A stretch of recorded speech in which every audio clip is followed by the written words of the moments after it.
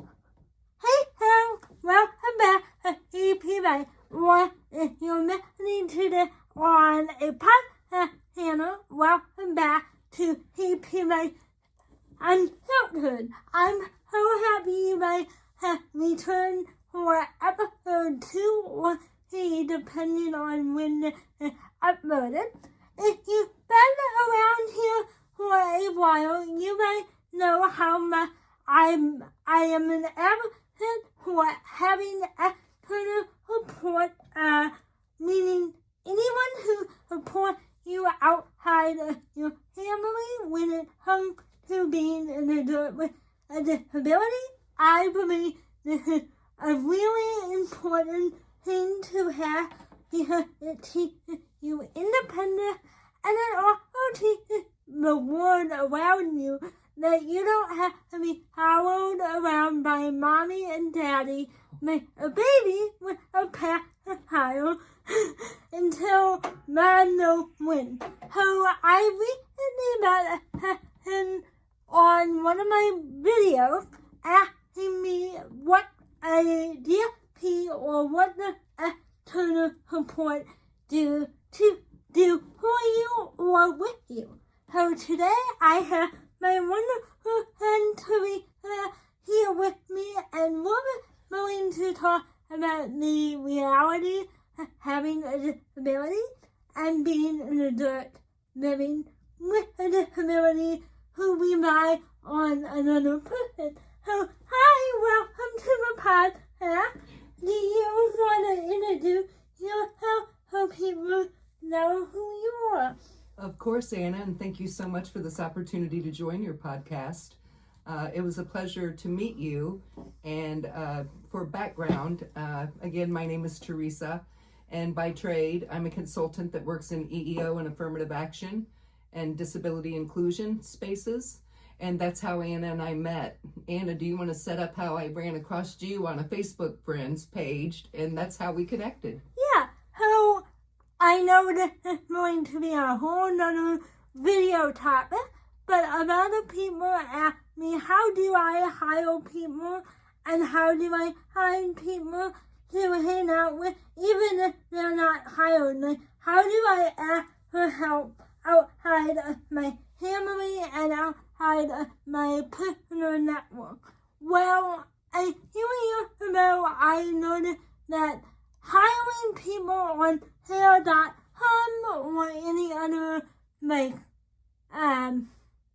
what's the word for the website?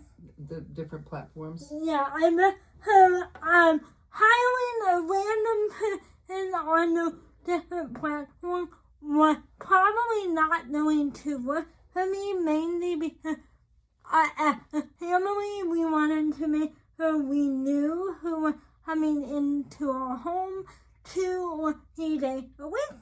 So I thought, why not put it on Facebook?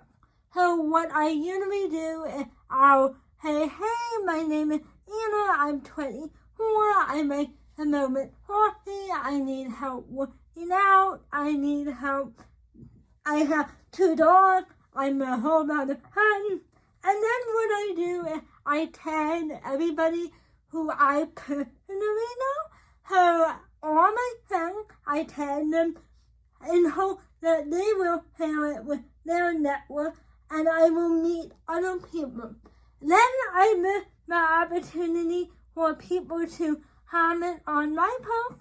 Then what I do is I message them or they will message me and we meet up for coffee, or sometimes I will even invite them into the home so they can really see what they're getting themselves into, and then the rest is history. And I can go more in depth into all that in another episode, and I think that's a value to you guys.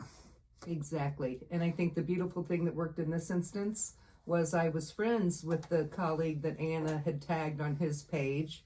And that individual, he and I had worked together before.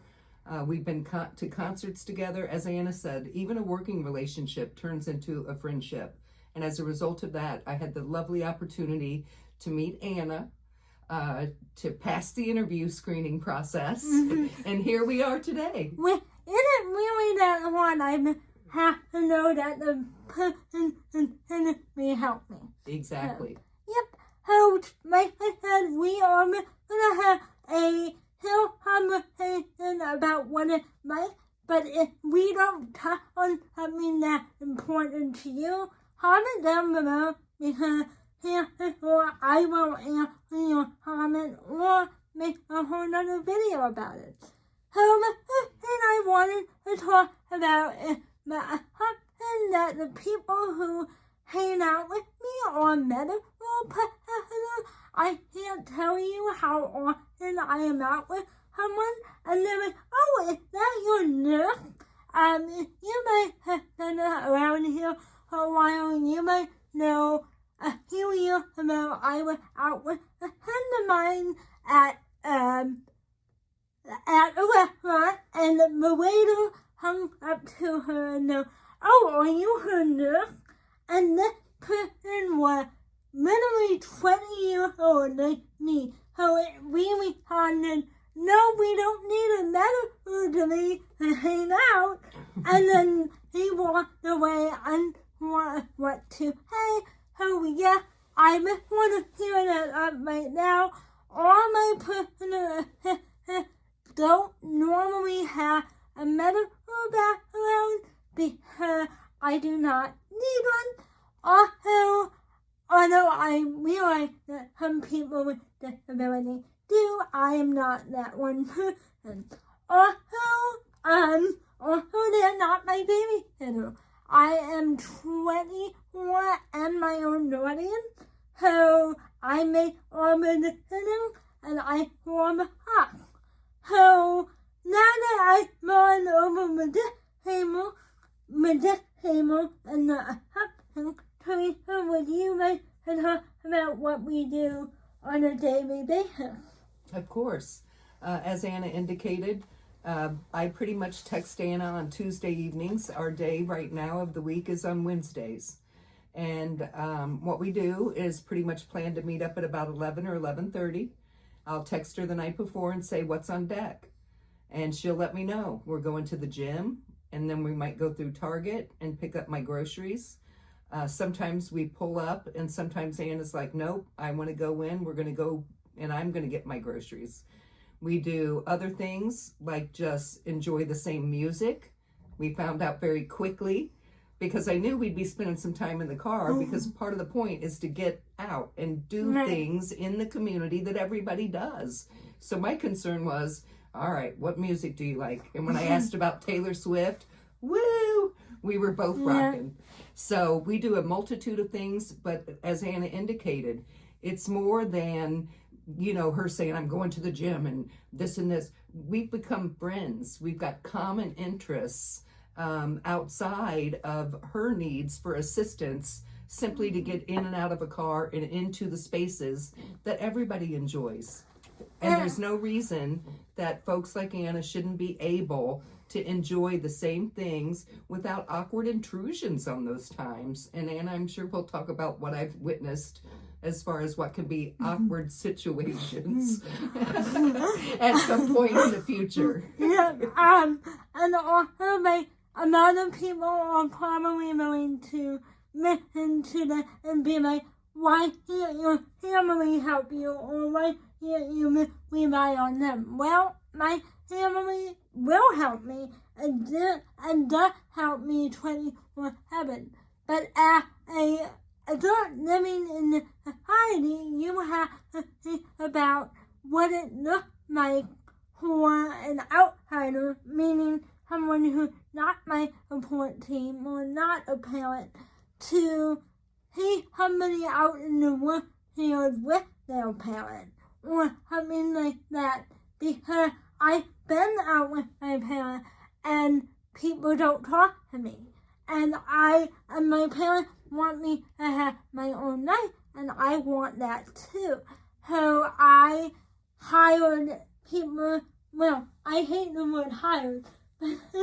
I asked the people who I think would be a benefit to me to help me, and that allowed me to work for a hate developmental disability and for my own media brand. As you can tell, we are not home. We are away from you might see in the YouTube video, but I just want to put that out there.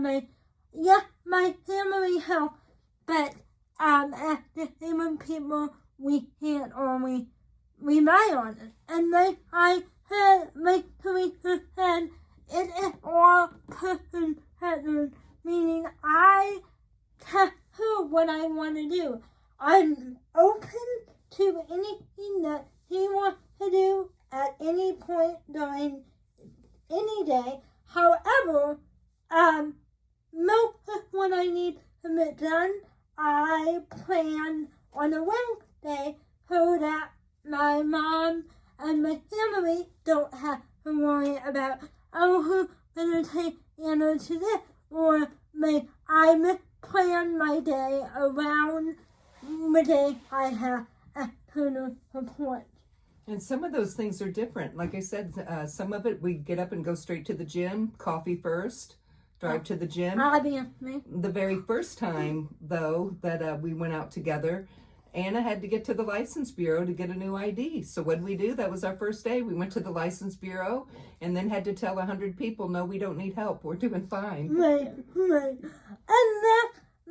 that's the reality of people here, and they say we don't know what we're doing, but we know what we're doing, and we're doing a great job doing it.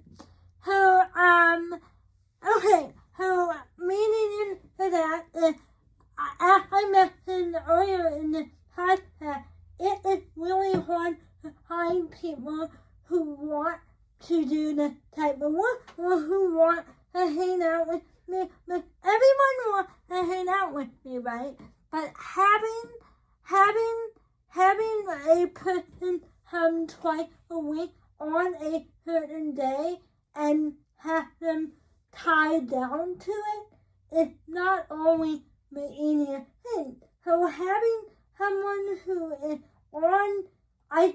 on your support team, because I know people on my support team will always help me, right? So having people on your support team who have the ability to rotate their daily life around you is really helpful, and it creates a bond that you may not get if you work with an agency. The middle thing too, even though I plan my day, I tend to want to try new things all the time. I recently bought a new wheelchair, with you, my thing in Instagram photo, but it allows me to be more independent, so I'm trying to be more independent at the grocery store and stuff like that, and Teresa has been nothing but willing to let me try and not be an overbearing mama bear, might say, and so that's really awesome too. I think the support you have allowed to support your individual however they would like to be supported, even if they don't believe in themselves.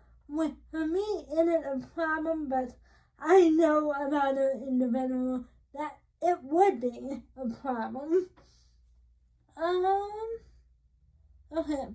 And then I wanted to touch base on this topic too, because a lot of people think that it's a one-way street. Like, you are providing care to me, but I'm not giving you anything back.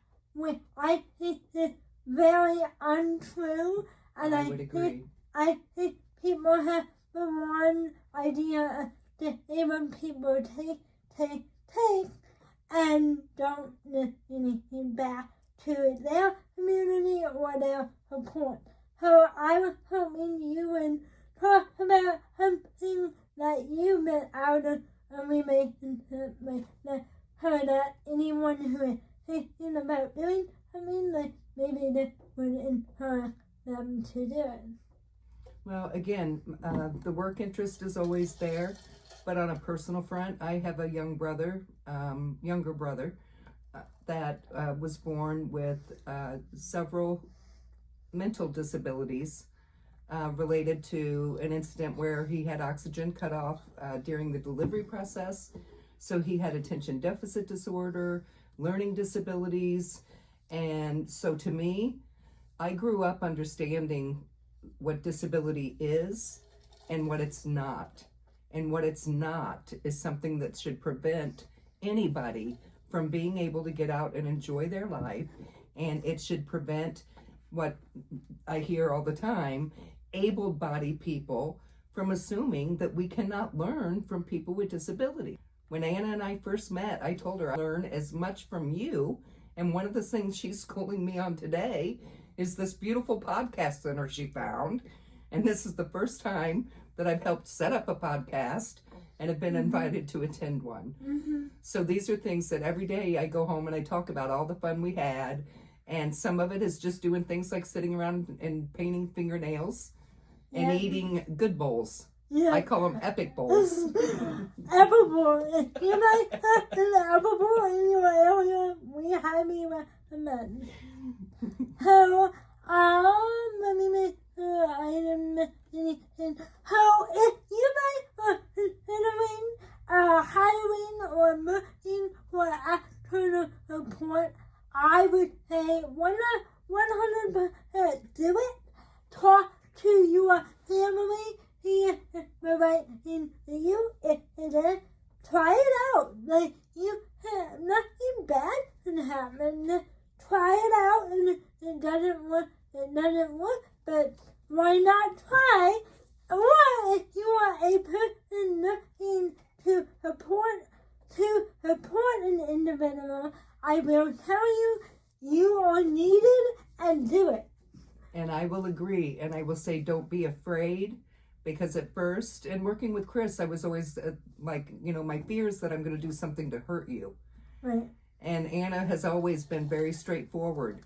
I will tell you if I'm hurting, and if I'm not hurting, pick those legs up and help me get them out of the car. Right. I tell people all the time, there are very little things you can do to hurt me. The only thing that you can do to hurt me is if I fell, which is why I'm like paranoia will destroy me when it comes to mobility equipment tipping over or being set up right or whatever, or like meeting new people. I will tell you, because this is a open podcast. I do have a migraine attack and diarrhea every time a new person comes on board.